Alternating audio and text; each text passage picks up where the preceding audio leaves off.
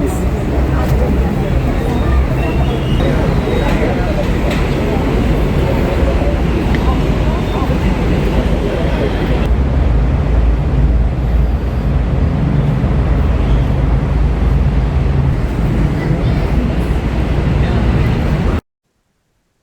Putra, 33 tahun, anak dari Ermanto Usman, yang menjadi korban tewas dalam perampokan di perumahan Prima Asri Blok B4, Jalan Jaman Raya Jati Bening, Kecamatan Pondok Gede, Bekasi, pada Senin 2 Maret buka suara. Fiandi menduga jika tindak kriminal yang terjadi di rumah orang tuanya bukanlah semata aksi perampokan. Ia menilai bahwa sang ayah diduga sengaja dibunuh lantaran tidak ada barang-barang yang menurutnya penting hilang dari kediaman tersebut. Sebagai informasi, Ermanto Usman sebelumnya sempat bekerja di PT Jakarta International Container Terminal dan dikenal sebagai sosok yang aktif memperjuangkan hak para buruh. Untuk informasi selengkapnya akan dilaporkan oleh jurnalis Tribun Bekasi, yakni rekan Randy Rutama. Baik rekan Randy, silakan untuk laporan selengkapnya. Ya baik, terima kasih rekan Arin dan selamat siang Tribuners dimanapun kalian berada. Jadi memang benar Tribuners dan rekan Arin bahwa kasus dugaan penganiayaan yang melibatkan pasutri atau pasangan suami istri di perumahan Prima Asri Blok B4 Jalan Caman Raya Jati Bening Kecamatan Pondok Gede Kota Bekasi saat ini masih berlanjut.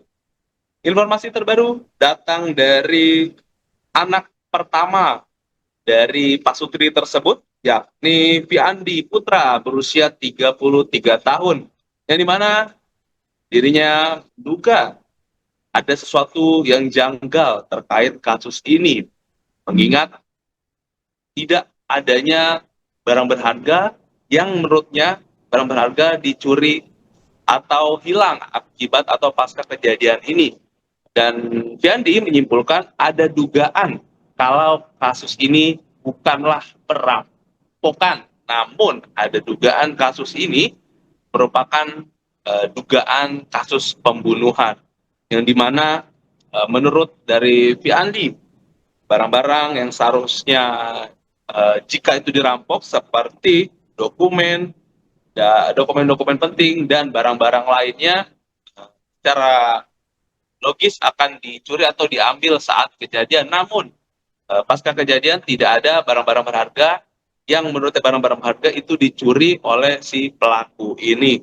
Namun si Fandi atau Fiandi ini menegaskan belum dapat memastikan secara pasti dugaan tersebut, hanya dirinya menduga berdasarkan pengamatan atau analisa dari dirinya pribadi.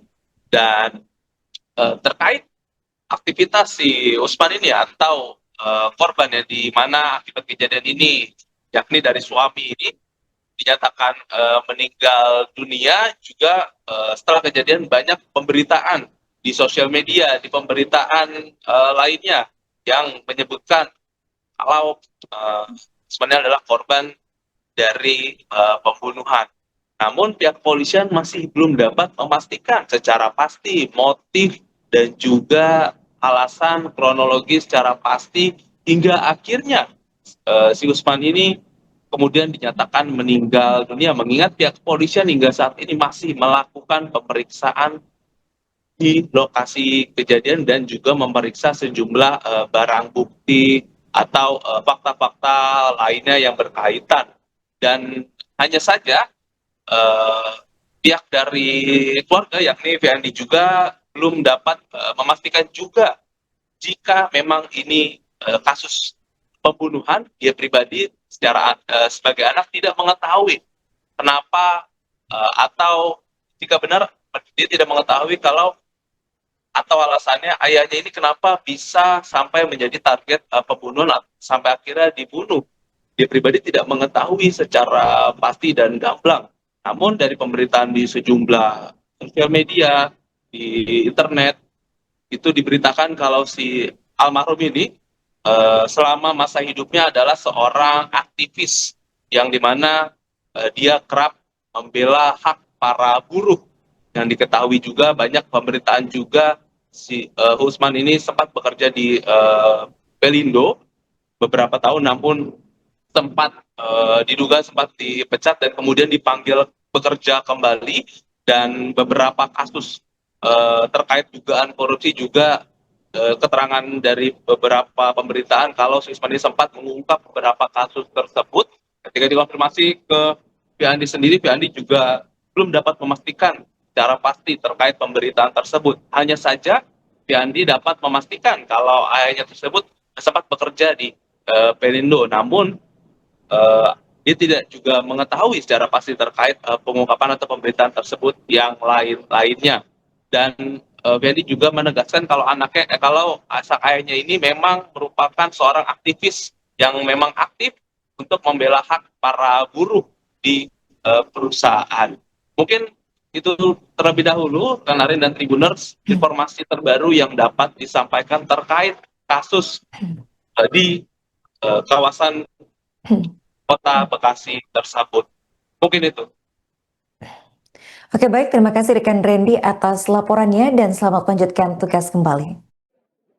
Dari peristiwa pembunuhan dan suami istri.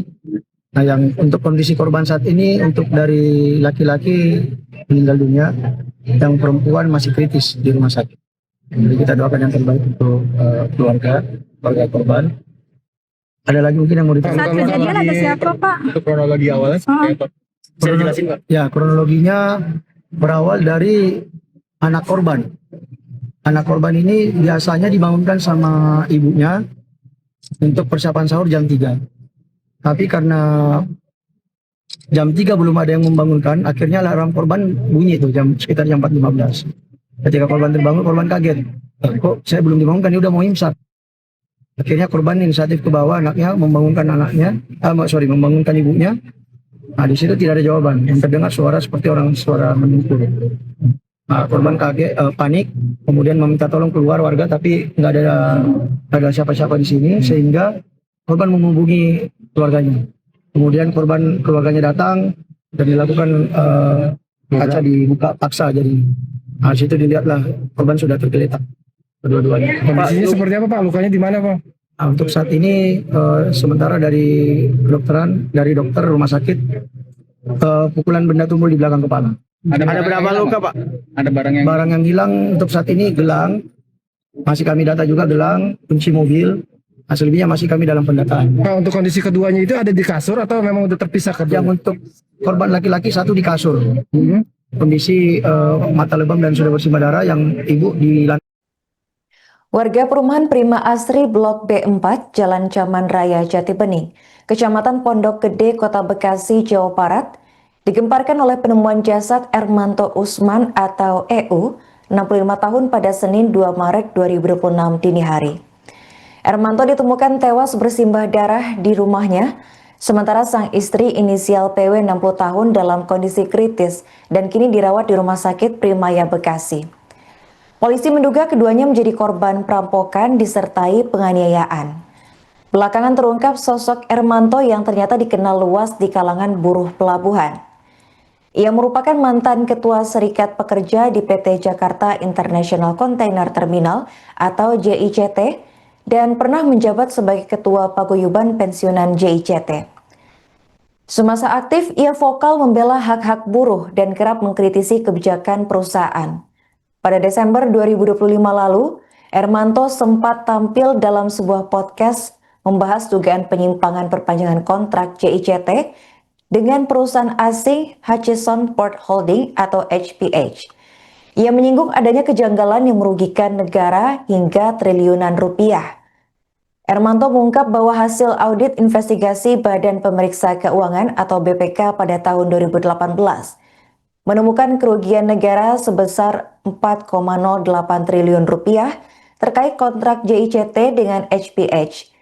Ia menilai rekomendasi DPR melalui hak angket kala itu tidak pernah dijalankan, meski jelas menunjukkan adanya pelanggaran. Menurutnya, jika kontrak tidak diperpanjang, maka negara justru bisa meraih keuntungan hingga 17-25 triliun rupiah.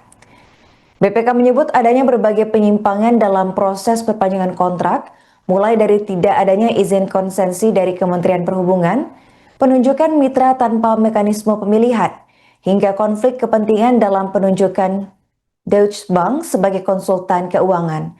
Temuan ini memperkuat pernyataan Ermanto bahwa kontrak tersebut penuh kejanggalan. Kapolsek Pondok Gede memastikan kasus ini masih dalam penyelidikan dan autopsi terhadap jasad Ermanto dilakukan untuk memastikan penyebab kematian. Aparat berharap penyidikan dapat segera mengungkap motif dan pelaku di balik tragedi berdarah yang menimpa sosok vokal dalam isu buruh dan korupsi tersebut.